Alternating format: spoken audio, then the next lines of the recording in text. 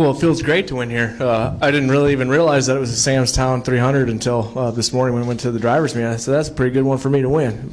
I already got my name on the trophy. So, man, we had a great car all day long. From about the third lap of practice, I knew that we had a pretty good piece, and made some small adjustments to it throughout practice and a little bit for the race, and the car was real good. And I think the thing that really set us apart was we were able to put our car just about anywhere we wanted to on the track and switch it up from one lap to the next. And we just we took our time with a lot of things. The pit crew, they did a good job getting all the wheels tight and fuel in the car.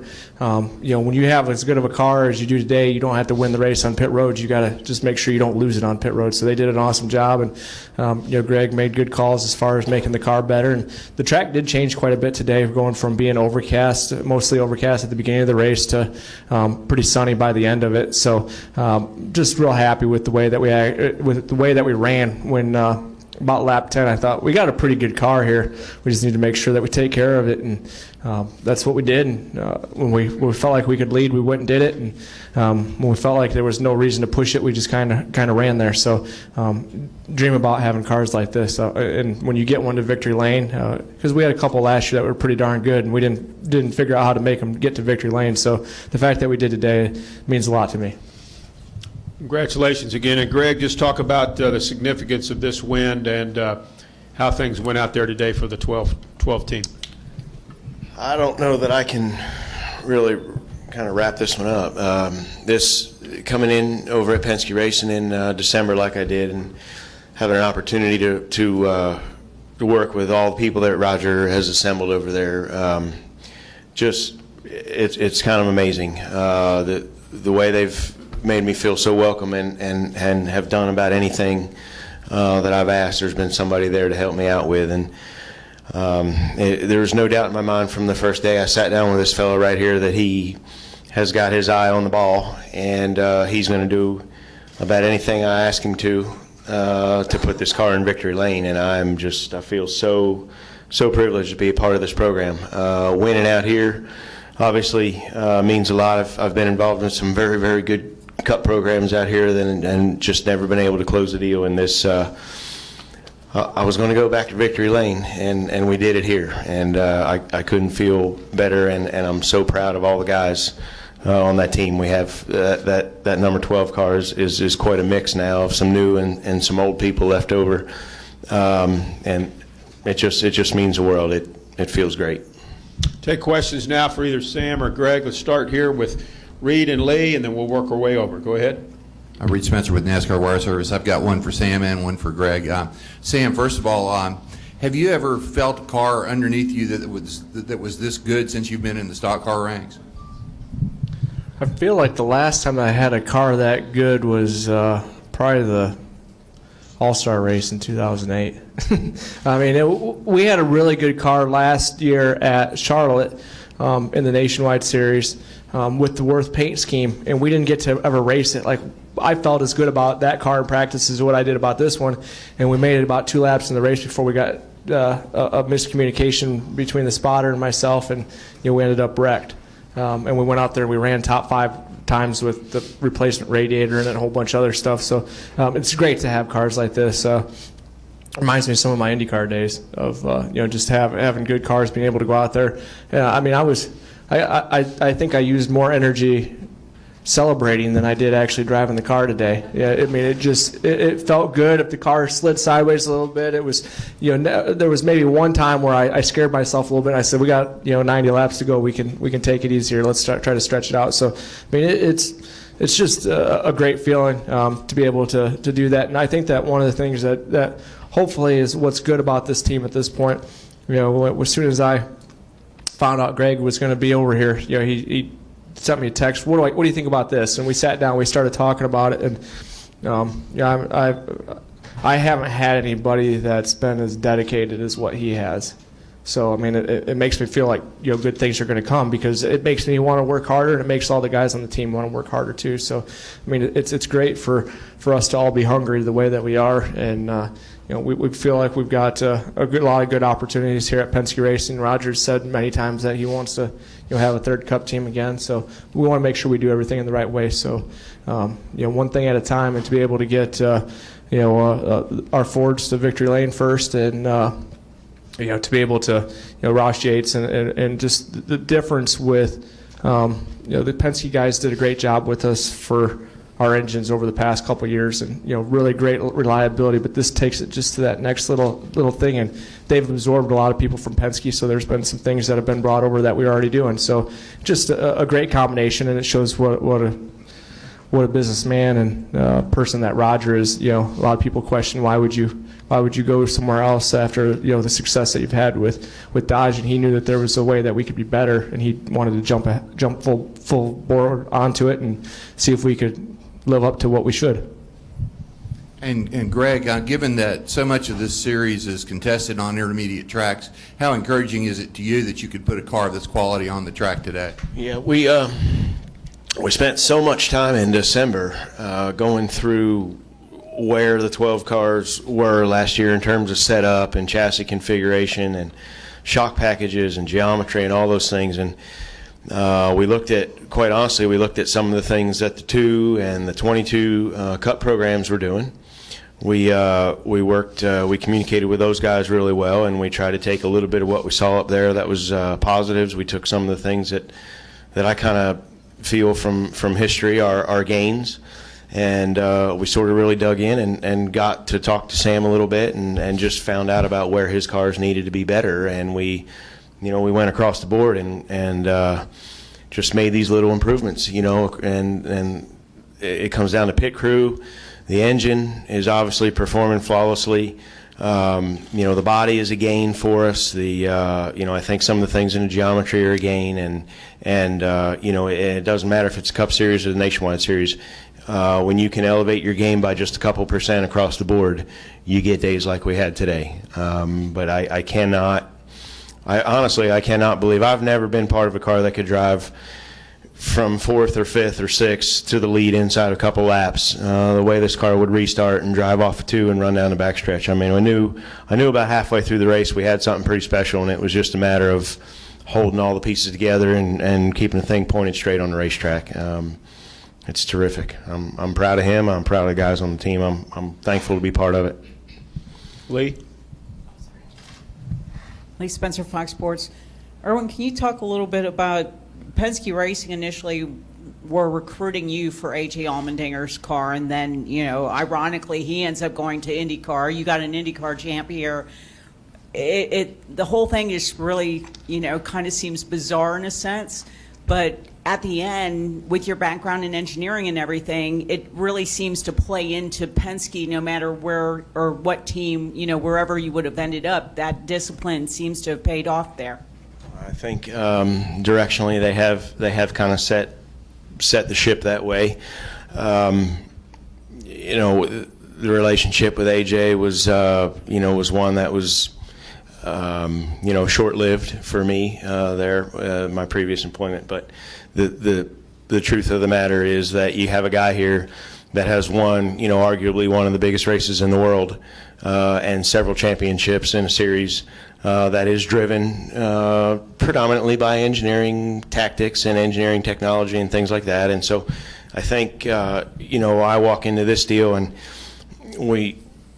I understand and I can appreciate and I can see all the things that go on at Penske Racing that in my heart show me that there's a level of perfection there that I don't think you'd want to race against if you're really new, and when you can get all the flags pointed in one direction, it really lets you know there's some horsepower behind you. And as far as this guy's concerned, I mean, if you can do some of the things he's done in race cars and had some of the success that he's had, I mean, there's no doubt in my mind that he can be a champion in this series. And then you just need, the pieces of the puzzle to fall together and move forward. And the sport is all momentum. You guys see it. You cover this every week. You run good, and sometimes you run good when you shouldn't. And we call that momentum. and being able to kind of, I think I get that ball across the goal line today and finish up with a win is awesome. I'm looking forward to it. Let's go Tom, and then we'll go to Jim. And then over here. Tom Jensen, Speed.com. Congratulations, guys. Sam, I couldn't help but noticing you were very emotional in victory lane. this is a tough sport and sometimes a cruel one, and you had some struggles getting going. How much does getting back to victory lane give you vindication, justification, redemption, all those things? How big is it for you? When I won at Phoenix a couple of years ago, I had a hard time celebrating because I didn't really feel like celebrating at that time because, with the loss of Dan, actually at this racetrack, and that was something that there was a lot of questions in my mind as far as what should I be doing with the rest of my life and things like that, and also just of knowing that it can be anybody. So I didn't really I couldn't celebrate that I wanted to, but I had to basically use my faith to be able to figure out what's the right thing for me. And then with the troubles that we had towards the end of the season last year, not troubles, but when it was announced that I wasn't going to be in the 22 Cup car, that was another hit. And I got to the last race of the season at Miami, and my last crew chief, Chad, told me, he said, if you ever get some confidence, I don't think that they're going to stop you. I've had some pretty hard hits to the ego, and I don't think that I'm one that has a very big ego in the first place. But to go through some of the things that we've gone through in the past, I don't know, 6 years, there's been a little bit of things. But today, and I remember the first time I ever came out here to Las Vegas to race, I came back here with a couple-year-old car, and I was able to finish in the top 3. And that finish allowed the team that I drove for to get a brand new car to go to Indianapolis. And that race at Indy got me in the eyes of a couple other people and got me a test at Panther Racing. So, I mean, it's kind of one of those full circle things. Maybe I'll take this, 13 years later from there and try to make the best that I can of it. And just it's wonderful. But that's what racing is all about. You have ups and downs, and we got to remember a lot of times that it is just a game. I mean, it means a whole heck of a lot to us. We want to go out there and we want to win, and we want to win championships and races and all that good stuff. But it is pretty trivial as far as it doesn't in the grand scheme of things. But I love doing it. I've had a lot of fun. I've worked harder than I have in a little while, and a lot of it comes from Greg and just the motivation of finally, I've said that this is like a giant puzzle that we're trying to put together, and we got to have all the pieces before we can put it together. So, I thought that was a good piece of the puzzle, and it's made me want to be better. And we got some really good people at Penske Racing, with the guys that work on the cars to other people like Jeremy Boone, that's and Sean Powell, that work on strength and mental parts of it. So, I've worked on as much of that as I have driving the race car. Let's go Jim, and then we'll go right here. Go ahead, Jim. Jim Utter, Charlotte Observer. This is sort of a follow-up on Tom's question for both of you.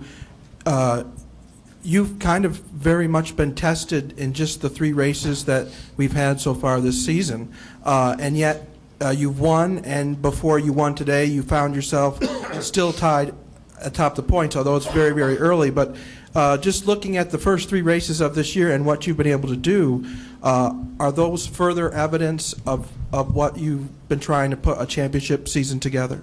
Well, I think that Greg and I, although I didn't go to college or have an engineering program, we got a lot in common. We've had a couple hits over the past few years that we would have liked to have gone without having. So it made us both very hungry for things. And the one of the things that I tried to stress to him is that we needed to be good about, and he already knew it, but I probably was good to hear it come out of my mouth. We need to get out of the gate good. We got out of Daytona. Luckily with only a little bit of damage, and I felt like we were going to finish second or first regardless of if that happened, but that little bit of damage kept us from maybe having a shot to win the race. We had an awful weekend last weekend, but we came out of it. Guys on the team did an awesome job getting the car repaired. We got out of there with a 7th place finish, and then today when we're firing on all 8 cylinders, we're able to get it to victory lane, and that's exactly what we need to do on days like that. And yeah, it is really early, but I'd rather be 19 points ahead than 80 behind. So let's just keep digging, try to do the best that we can. The guys, that's what we're here for. We'd like to make this kind of a yawner towards the end of the season when the points is already wrapped up. Right here. Tom Zaleski, the Spectrum of St. George, Utah. Sam, Sam or Greg, either one of you, the mental part of that finish couldn't have been more plain and more clear when you restart with 12 to go and before the lap's completed, another yellow comes out. What is the mood? What's the mindset? What's the thinking? How are you approaching the final restart? I was half happy that the yellow came out after the next to last restart, because I didn't feel like I got a very good one, and Kyle was playing a game with me trying to make me go, and I fell into the trap, and I didn't have a very good restart. And yeah, I might have been able to do the same thing, but I don't know how it would have ended. So the fact that we had an opportunity to try it again, and I got the proper run on the restart and was able to hold him off was a good thing. I've had races where I've led, in the Indy cars where I led 160 laps, and somehow in the last 40 laps it ended up falling apart because of yellows and restarts and all that good stuff. So you never like to see it, but when you have a car like you do today and you can beat somebody that's as good on restarts as Kyle Busch is, I mean, it makes you feel pretty good about your day. I think that's like the cherry on top, the fact that we had those 2 restarts and we were able to hold them off. Go here with Bob, and then we'll go over here to Mark. Bob Hocker, Sporting News. Sam, I mean, considering where you're at in your career, was it nerve-wracking at all to know you had the best car, and and if you didn't win, people would have blamed you for it, nobody else? They would have probably blamed me before they would have blamed Greg. I can attest to that. But hey, people are going to be, people are entitled to their opinion, and some of them are good and some are bad. But I felt like I had to go out there and do the best that I can. We had a really good long run car. The fact that we got 2 short runs, or a short run there at the end, that could have hurt us. But I didn't even think about that. I just thought about what do I have to do to be able to beat the 54 and whoever else comes knocking on the back door. So I feel that as time goes by, a lot of people's opinions are going to change. This one of the toughest parts about this sport is you have to have the right chemistry with the people around you, and if it doesn't, you don't have that understanding, it's never going to work. You can try, and that was the problem. Instead of me going, I'm just going to finish 25th today because I can't win, I'm like, I'll be damned if I don't try to pick it up on my back and carry it up to 15th, and I would get myself in trouble. Now I've got a different aspect and outlook on what I need to do to be able to have good days. So I'm not saying that I'll never make a mistake again, because we all do. So I'm just looking forward to hopefully making as few of them as I possibly can. Over here to the right, Mark. Mark Garrow, PRN. Congratulations, guys. Outstanding effort. It's a pleasure to call the race today. Sam, when you made that move early on that restart, we kind of blasted underneath those guys. How much is that increased confidence, and how much of that is I've got something to prove when you make a move like that? That's a move that most people or haven't seen or don't expect from you, I think. That was a necessity today. I want to make moves like that all the time, but there's times to make them and times not to. And we knew that at that point we had a really good car, and I told Greg just right during that yellow, I said, we've got an awesome car. If we ever get some clean air, we're going to show them exactly what it's like. And I don't know what happened, but I think that Kyle, I think it was Kyle that was on the outside. I'm not exactly sure. Whoever was on the outside and with Vickers, they both spun their tires a little bit trying to get going, and it just put me like I had the perfect restart and was able to pull down and do exactly what we needed to do. And, I've had opportunities to do stuff like that, but when you get to do it for the lead, everybody notices a lot more. And there's obviously times to do it and times not to.